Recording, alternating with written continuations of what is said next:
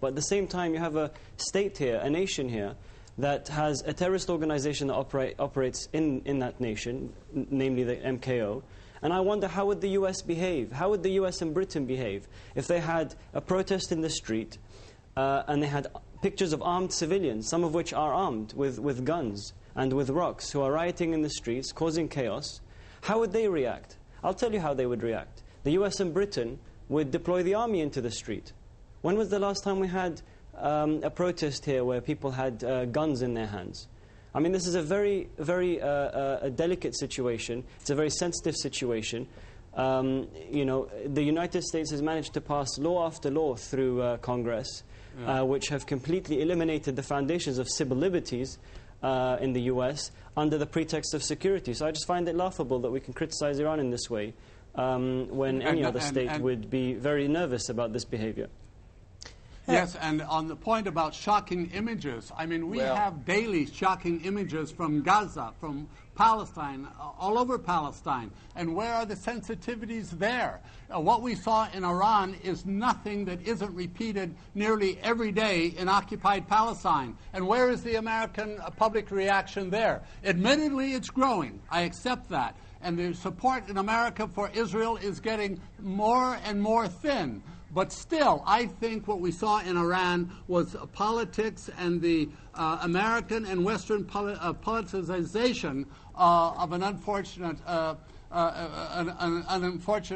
series of events and reactions to street demonstrations. Mr. Towell, I can see that you want to come in here. Your comments on that. Is it just a politicization? Yeah. Well, I would comment on, I don't think there's any need to go around the world and discuss where there's been injustice or where people have been hurt or people have been killed, whether it's in the subway in London or not. I spent 31 years in the U.S. government. I've seen a lot of nasty stuff.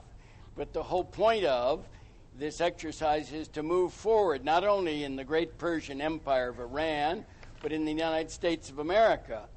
My colleague in London has read the same thing I read in my morning paper about last year's legislation.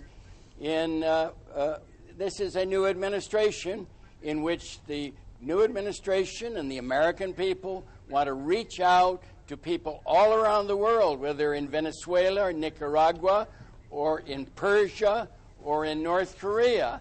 And those that want a better world have to reciprocate.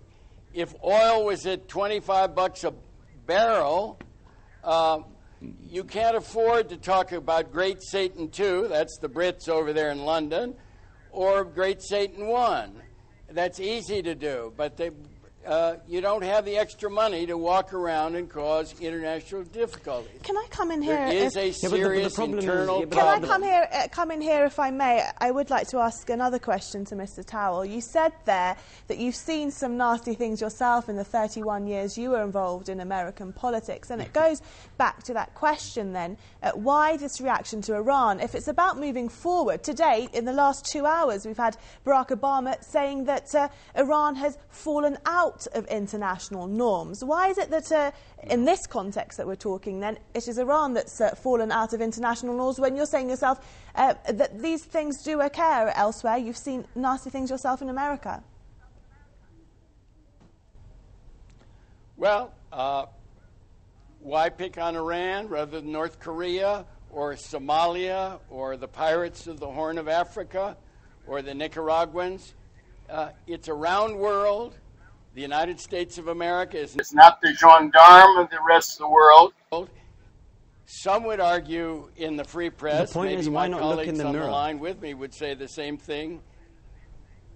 I'm all in favor of looking at mirrors, and that's why I'm enthusiastic about a very mature approach to the complicated, nuanced world that you have beginning to happen in Washington, D.C. and in the United States of America.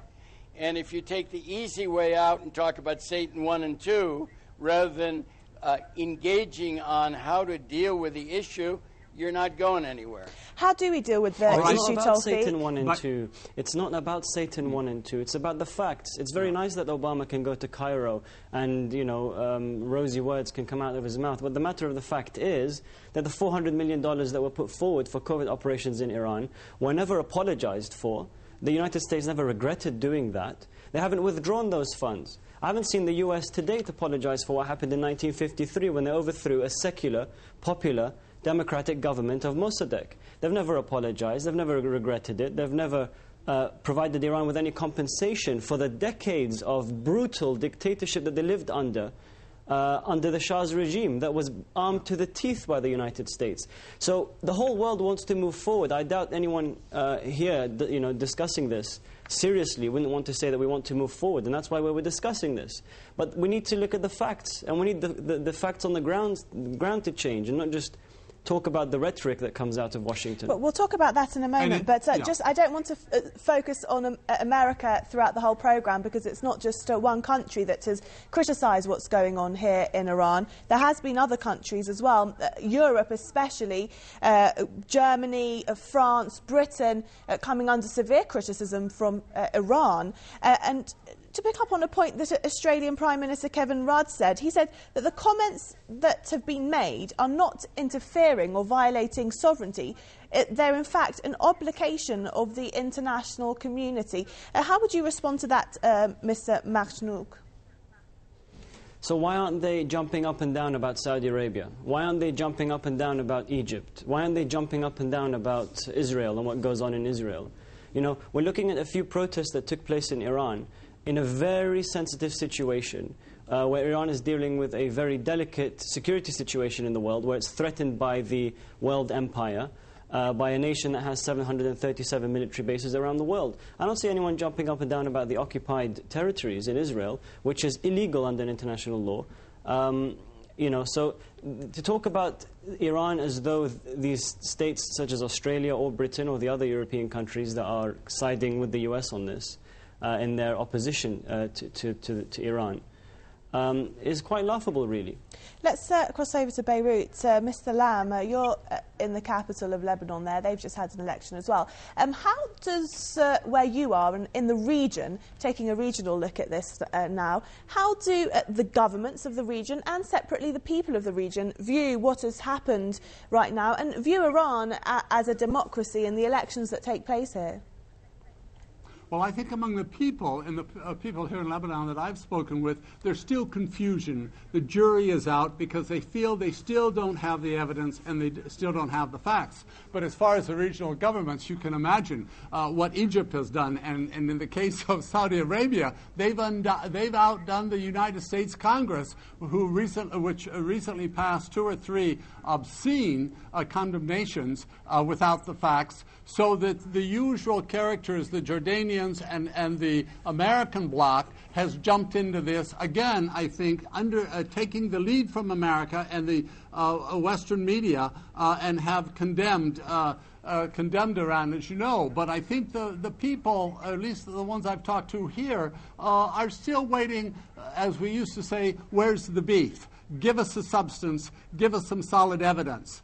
So I don't think, in that sense, Iran has been particularly damaged. Certainly in Lebanon, its friends and allies, specifically Hezbollah, are even stronger today than they were when they supposedly lost the election here, because they have an increase in 10% of the popular vote, and now they're helping construct the new parliament, and they're in a very strong position. So I don't know that Iran has been particularly damaged, but there is confusion still with all of this hullabaloo, and many people are still waiting for the facts to come out.